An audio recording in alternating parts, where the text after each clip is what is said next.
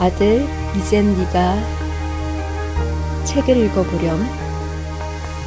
아책TV. 오늘 읽어줄 책은 책과 논의는 집이야. 1장 선역서. 장아, 제대로 눕지도 못한 채 엎드려 졸고 있는 장이를 아버지가 가만히 흔들었다. 장이가 소스라치듯 일어났다. 예, 아버지? 놀란 장이가 고개를 저으며 잠을 쫓았다. 자리에 누운 아버지가 그런 장이를 애처로이 바라보았다. 아버지의 야윈 손이 장이의 오른손을 감쌌다. 군박해서 인기척이 난 것 같은데 기름을 다 태운 호롱불처럼 아버지의 말소리가 잦아들었다. 장이는 방문을 열고 밖을 내다보았다. 이미 삼경이 지나 깜깜한 어둠 속 사방을 두리번거려도 사람의 그림자는 보이지 않았다. 도둑갱인가 봐요. 장이가 허물어진 흙담을 바라보며 말했다. 문을 닫으려 장이는 바깥으로 팔을 뻗었다. 그때 쪽마루에 놓인 작은 주머니가 눈에 들어왔다. 이게 뭐지? 장이는 고개를 갸웃거리며 주머니를 집어들었다. 등잔 심지에 불을 돋운 뒤 주머니 안을 들여다보았다. 돈인데요. 안에 편지도 있어요. 눈 아버지가 장이 손에 들린 편지를 물끄러미 보았다. 장이가 꼬깃꼬깃 접힌 편지를 펼쳤다. 어석해차하게 미안하고 부끄럽네. 서. 언문으로 써진 글을 장이가 읽어내렸다. 겨우 그 말뿐이었다. 누가 보낸 건지 누구의 글씨인지 알 수 없었다. 장이는 편지를 아버지의 눈앞에 들이댔다. 아버지는 눈썹 사이에 주름을 모은 채 종이 위에 써진 글씨를 한참 동안 들여다보았다. 책방 어른 글씨는 아니고 아버지는 알 수 없다는 듯 고개를 저었다. 누구예요? 뭐가 미안하다는 거예요? 한밤중에 벌어진 영문 모를 사건에 장이는 몰려오던 잠이 달아났다. 글쎄다. 뉘신지 고마운 분이구나.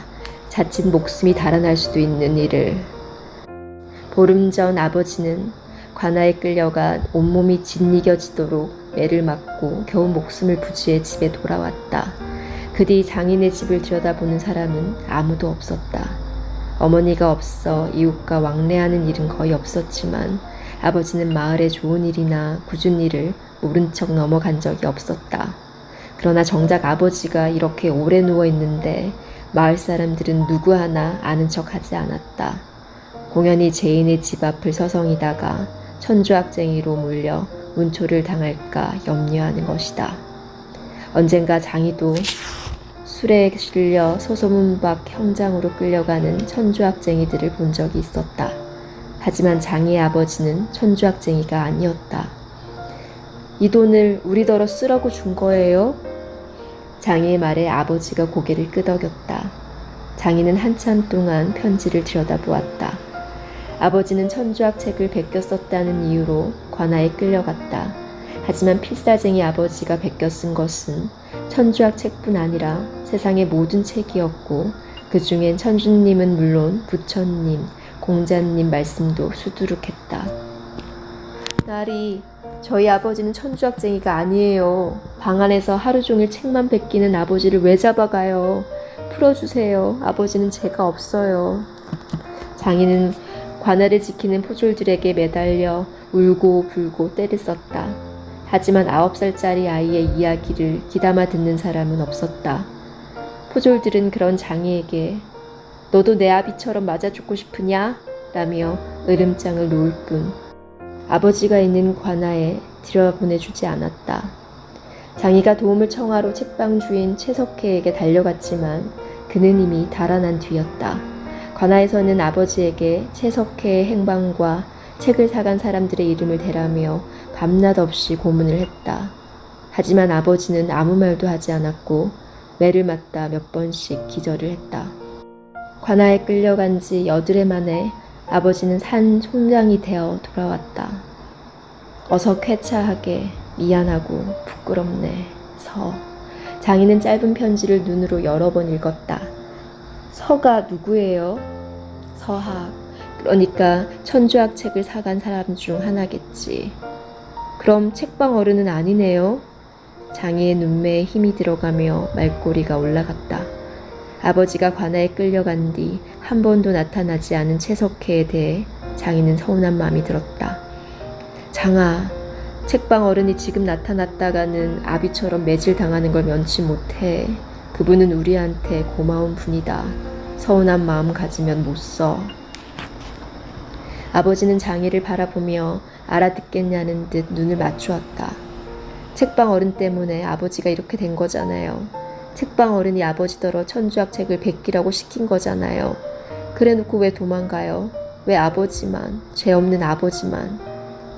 꽉 꿰문 장희의 입술이 금방이라도 울음을 터뜨릴 것 같았다.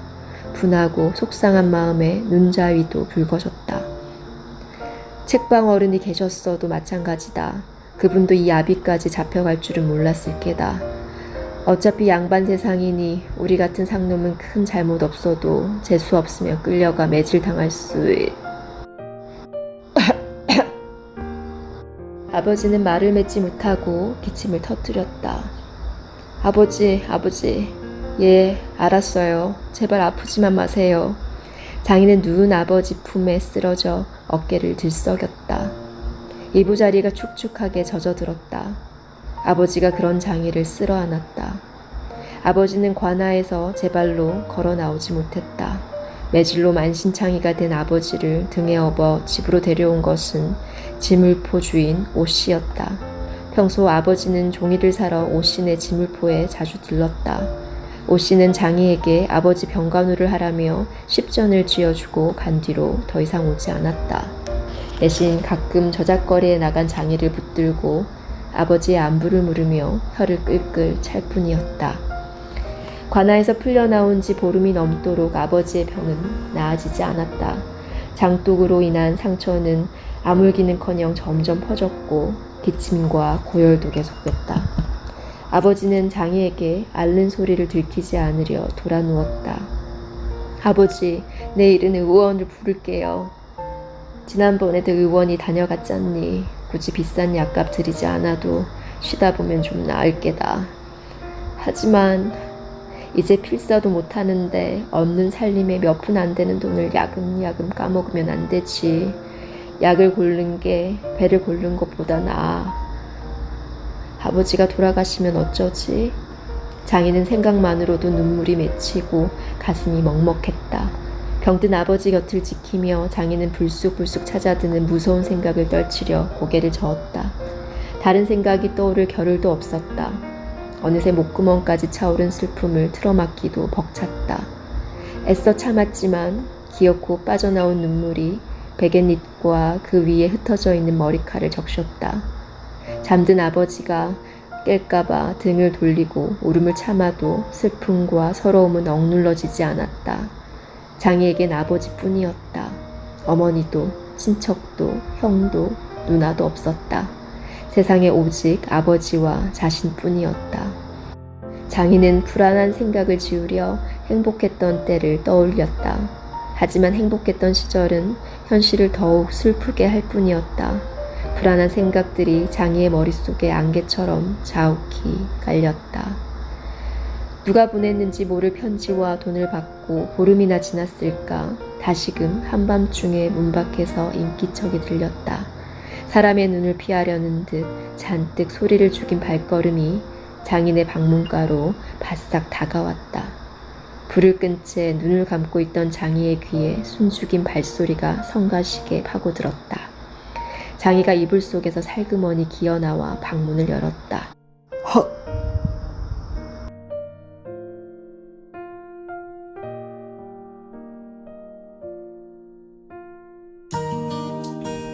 아들, 재밌었니?